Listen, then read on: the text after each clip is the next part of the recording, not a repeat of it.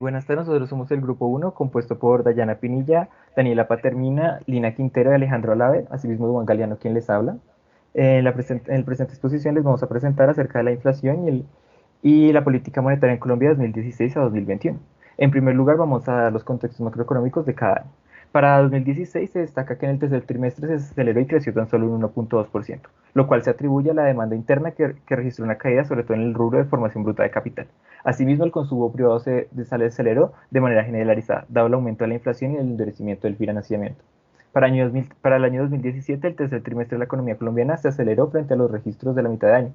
Esto ya que hubo un crecimiento en el consumo principalmente impulsado por el gasto público, también gracias a un aumento en las exportaciones y una disminución en las importaciones. También se destaca el crecimiento de la agricultura y los servicios financieros. Durante el año 2018, en el tercer trimestre, la formación bruta de capital se expandió a un ritmo superior al previsto. Asimismo, las ramas de actividad presentaron crecimientos durante el tercer trimestre. Esto gracias a que a la demanda interna creció, sobre todo por la inversión en la construcción. Para el año 2019, el crecimiento de Colombia en 2019 se aumentó y se mantuvo en un 3.3% para 2020. El mayor crecimiento observado del segundo trimestre se explicó gracias a una dinámica del gasto de los hogares y de las exportaciones. Asimismo, la inversión también tuvo una fuerte dinámica gracias a las obras civiles de 4G y los efectos de la ley de financiamiento. Para el año 2020, la fuerte caída proyectada por el COVID-19 se materializó en el segundo trimestre y también se ha visto reflejado en un fuerte deterioro del mercado laboral. Asimismo, hubo una caída del PIB del 7.6% a partir del segundo trimestre. Los niveles de productos se recuperarían de forma lenta gracias a la reapertura de la economía, que se favorecería gracias al gasto y a la mejora de la confianza de los hogares, representando una leve recuperación de la demanda. Por último, para 2020, de la fuerte caída económica del segundo trimestre de 2020, la recuperación se pronostica más vigorosa. Esta recuperación vendrá acompañada por caídas de la inflación total y básica. Asimismo, también se pronostican excesos de capacidad y especialmente la evolución de la pandemia en los próximos trimestres, constituyendo riesgos sustanciales para la economía nacional. Por último, se destaca una tasa de desempleo nacional del 14.6% para febrero de 2021, que refleja un mercado laboral holgado.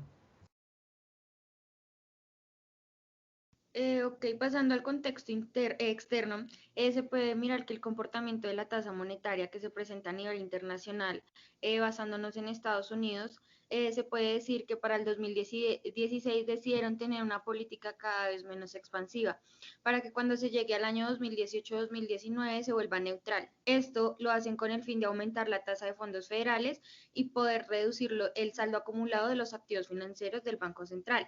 Teniendo en cuenta que estas decisiones fueron tomadas, es de reconocer que para el año 2020 las estadísticas tienden a ser diferentes por la crisis del COVID-19. Aunque su crecimiento fue realmente poco, de 0 subió a un 0.25% en sus tasas de referencia, las respuestas que ha tenido es que se mantendrán las tasas a este nivel y buscarán modificar otras herramientas para poder recuperarse hasta que acabe esta crisis. Continuando con la política monetaria, en Colombia, esta tiene como objetivo mantener una tasa de inflación baja y estable, alcanzando el máximo nivel sostenible del producto y del empleo. Con el propósito de lograr esto, el Banco de la República sigue una meta de inflación objetivo en un régimen de tipo de cambio flexible. Por esto, las acciones de política monetaria están encaminadas a que la inflación futura se sitúe en la meta fijada por la Junta Directiva. Actualmente se ubica en 3%, con un margen admisible de desviación de un punto porcentual por encima y por debajo. Con efectos de realizar el análisis, se expone una gráfica donde se presenta la tasa de política monetaria de 2016 a 2021, la cual ha tenido una tendencia a la baja. Se observa que de 2016 a 2017, esta incrementó pasando de 4.5% a 7.5%, con aumentos de 175 puntos básicos en los 6 primeros meses del 2016, debido a que el banco decidió aplicar una política monetaria contractiva con el propósito de afrontar las presiones inflacionarias como resultado de la desaceleración económica que se venía presentando desde el 2015, causada por la depreciación de la moneda y el incremento de los precios, dada la reducción de la oferta de alimentos por factores externos como las condiciones climáticas y las dificultades de abastecimiento causadas por el paro de transporte de carga. En el año 2017 se refleja una disminución a partir de mayo, cuando se encontraban 7.5 hasta diciembre, finalizando en 4.75%. Esta reducción se dio a que la autoridad monetaria optó por mantener el impulso de la actividad económica y gracias a la política contractiva aplicada en 2016 se logró moderar el crecimiento de la demanda interna, garantizar el descenso de las expectativas de inflación y atenuar la incertidumbre inflacionaria. Para 2018, el Banco de la República continuó disminuyendo la tasa de política monetaria de forma progresiva, del 4.75% al 4.25%, dando paso a una política monetaria ligeramente expansiva. Estos descensos graduales se transmitieron con diferente intensidad a las tasas activa y pasiva del sistema financiero. Para el año 2019 se observa que la decisión de la Junta fue mantener la tasa en 4.25% en un contexto donde las expectativas de inflación disminuyeron, aunque se mantenían por encima del rango objetivo del 3%. A finales de marzo del 2020, la economía colombiana registró una fuerte recesión que a partir del segundo semestre se empezó a recuperar de forma lenta, sin embargo no alcanzaba los niveles esperados en 2021 previos a la pandemia y en un entorno de amplia incertidumbre. Para lo que restaba del año y en 2021 se esperaba que no hubiese una aceleración importante en los contagios de COVID-19 ni un nuevo endurecimiento de las medidas de distanciamiento social que afectaran la actividad económica. De igual forma, se esperaba que la mejora en la confianza de los hogares, la demanda represada de varios bienes y servicios, los mayores niveles esperados de demanda externa y las bajas tasas reales de interés contribuyeran a la recuperación del nivel del producto, por lo cual la tasa pasó de 4.25% a 1.75%.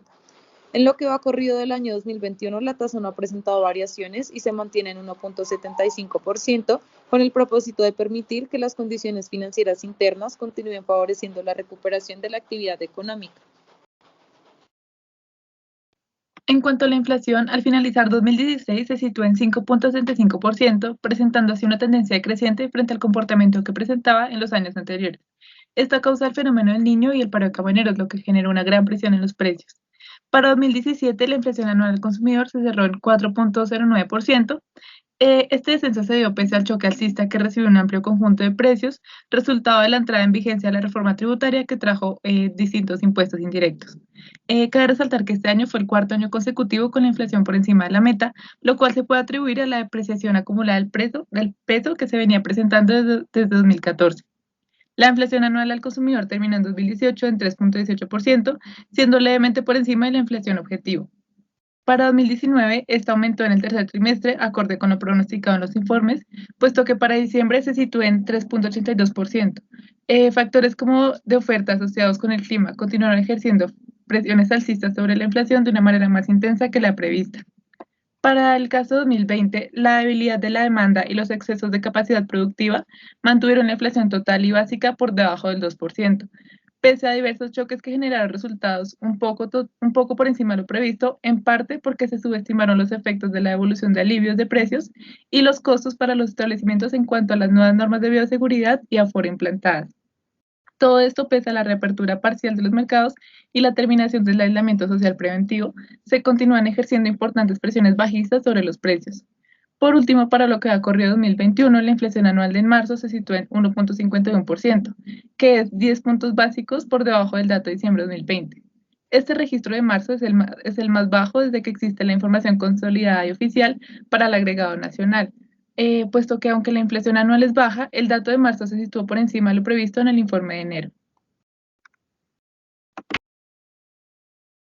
Bueno, siguiendo con la base monetaria, para Colombia está conformada en el efectivo en circulación, en poder del sector real y la reserva bancaria que corresponde al efectivo en caja del sistema financiero.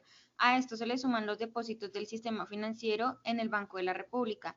Desde el 2016 hasta el 2021 se ha mantenido una tendencia al alza, dada la política monetaria expansiva del banco que proporciona liquidez al sistema financiero e incentiva el consumo de los hogares. Esto se refleja en mayor medida en el periodo del 2020 al 2021 por las medidas tomadas para enfrentar las crisis sanitarias del COVID-19. Y dichas medidas preventivas tomadas por el gobierno y alcaldías nacionales desencadenaron repercusiones internas tales como afectaciones en diversos sectores económicos, caídas significativas de la producción, los ingresos y un aumento del desempleo.